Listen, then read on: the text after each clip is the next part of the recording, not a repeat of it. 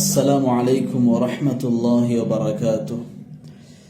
الحمد لله الصلاة والسلام على رسول الله أما بعد. கண்ணியத்துக்கும் மதிப்புக்கும் உரிய பெற்றோர்களே, குறிப்பாக தாய்மார்களே, இஸ்லாமிய உறவுகளே, உண்மையில் எங்களுடைய குழந்தைகள் சிறு பிராயத்திலே மரணித்து விட்டார்களா, அல்லது நாங்கள் எதிர்பார்த்து கொண்டிருந்த முதலாவது குழந்தை மரணித்து விட்டது, மரணத்தை சந்தித்து விட்டது, அதுபோன்றே சில மாதங்களில் சில வருடங்களில் இரக்கம் காட்டி அன்பு காட்டி செல்லமாக வளர்த்த குழந்தை எம்மை விட்டும் பிரிந்து விட்டது என்ற அந்த மரண சந்தர்ப்பம் இன்னும் அந்த நினைவுகள் எம்முடைய உள்ளத்தில் அதாவது நீங்காமல் குடிகொண்டிருக்கின்றதா?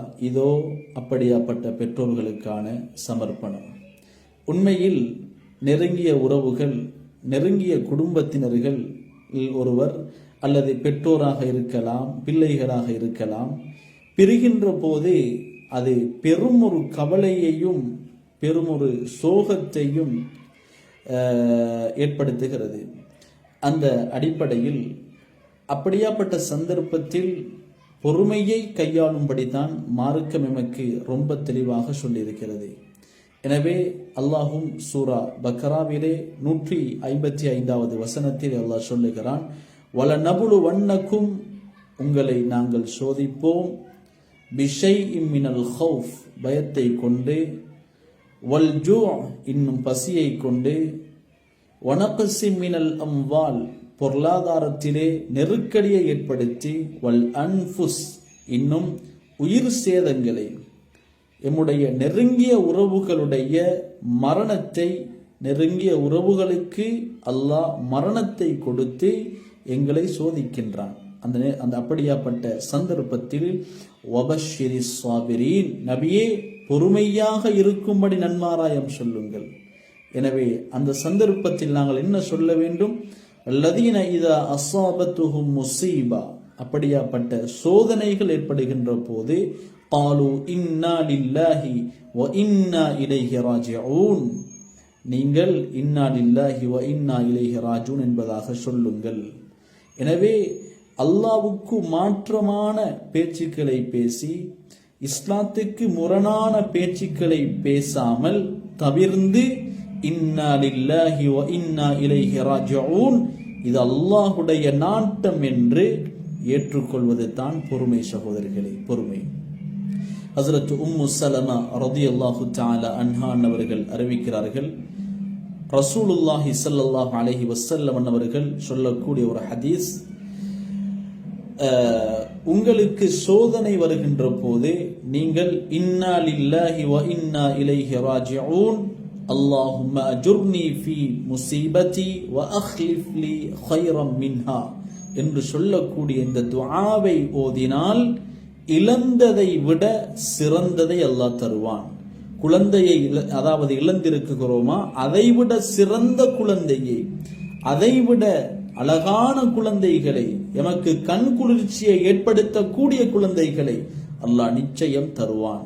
எனவே இந்த ஹதீஸை அறிவிக்கக்கூடிய உம்மு சலமா ரலியல்லாஹு தஆலா அன்ஹா அவர்கள் சொல்லுகிறார்கள், என்னுடைய கணவர் மரணித்து விட்டார், என்னுடைய கணவரை போன்ற சிறந்த ஒரு கணவரை நான் இனி பெற்றுக்கொள்ள மாட்டேன் என்ற எண்ணத்திலே வாழ்ந்து கொண்டிருந்தேன். ஆனால் அருமைநாதர் ஸல்லல்லாஹு அலைஹி வஸல்லம் அவர்கள் அறிவித்த இந்த ஹதீஸின் மீது நம்பிக்கை வைத்தவனாக நான் அந்த ஹதீஸை நம்பிக்கை வைத்தவனாக, ஆதரவு வைத்தவனாக இந்த துஆவை ஓதினேன். இன்னா லில்லாஹி வ இன்னா இலைஹி ராஜிஊன், அல்லாஹும்ம அஜுர்னி ஃபீ முஸீபதி வ அக்லிஃப் லீ கைரம் மின்ஹா என்ற துஆவை ஓதினேன். இந்த துஆவை ஓதினால் என்ன சிறப்பு? இழந்ததை விட சிறந்ததை அல்லாஹ் தருவான்.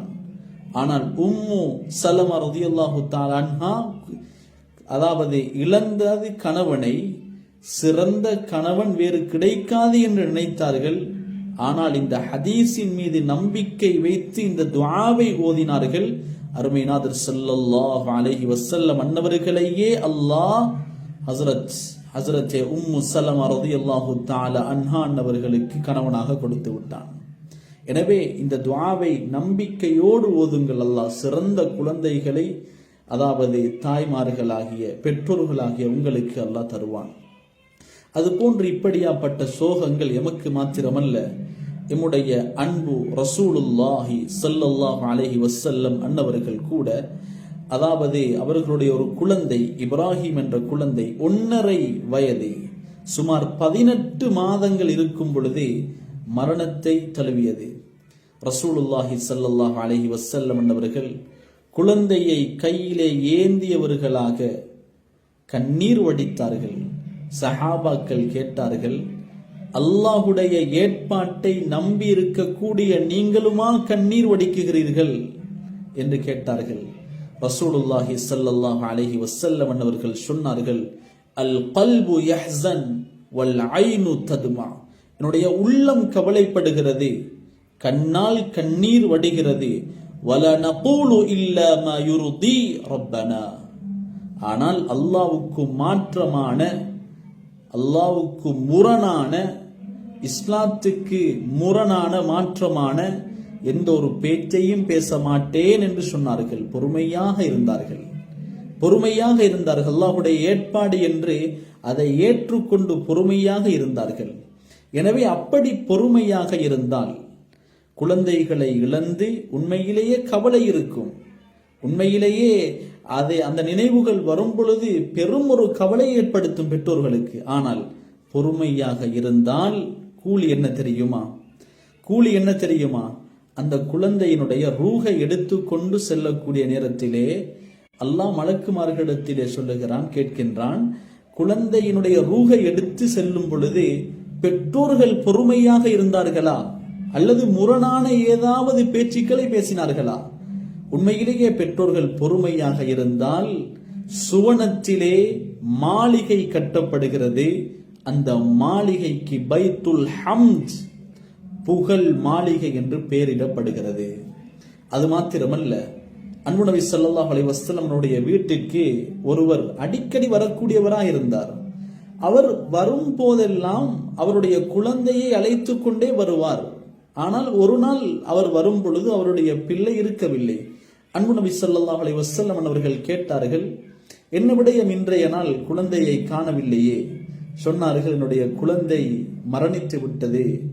ரசூலுல்லாஹி ஸல்லல்லாஹு அலைஹி வஸல்லம் அவர்கள் சொன்னார்கள், உங்களுடைய பிள்ளை மரணித்து விட்டார் தான், ஆனால் உங்களை பார்க்கும் பொழுது பொறுமையாக இருப்பதை போன்று விளங்குகிறது.